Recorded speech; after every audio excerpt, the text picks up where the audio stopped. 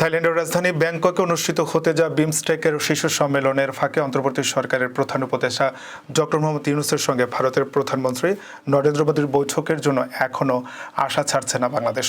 এ বৈঠক নিয়ে ভারতের দিক থেকে ইতিবাচক উত্তরের অপেক্ষায় আছে ঢাকা।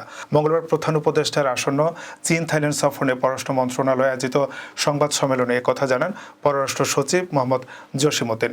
ব্যাংককে বিমস্টেক সম্মেলনের ফাঁকে ইউনূস মোদীর বৈঠকের সম্ভাবনা নিয়ে করা প্রশ্নের জবাবে পররাষ্ট্র সচিব বলেন, যে কোনো দেশের সঙ্গে শীর্ষ পর্যায়ে যে বৈঠক, সেই বৈঠক আমরা গুরুত্বপূর্ণ মনে করি। ভারতের সঙ্গে আমাদের সম্পর্কের বর্তমান যে প্রেক্ষাপট, সেই পরিপ্রেক্ষিতে এই বৈঠকটি আমরা গুরুত্ব দিয়ে দেখছি এবং আমরা আশা করছি বৈঠকটি যদি অনুষ্ঠিত হয় তাহলে আমাদের দ্বিপক্ষীয় সম্পর্কে যে সৃষ্ট স্থবিরতা সেটি কেটে যাওয়ার সম্ভাবনা আছে।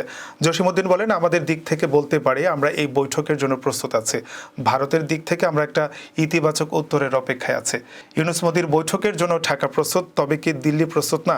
এমন প্রশ্নের জবাবে পররাষ্ট্র সচিব বলেন, দিল্লি প্রস্তুত কিনা সেটা দিল্লি বলবে, আমরা এই বৈঠকের অপেক্ষায় থাকব। সম্প্রতি ভারতের পররাষ্ট্রমন্ত্রী এস জয়শঙ্কর নয়াদিল্লিতে সংসদীয় প্যানেলের একটি বৈঠকে বলেছেন, ডক্টর ইউনূসের সঙ্গে ভারতের প্রধানমন্ত্রী মোদীর বৈঠক আয়োজনে বাংলাদেশের অনুরোধ বিবেচনা করা হচ্ছে।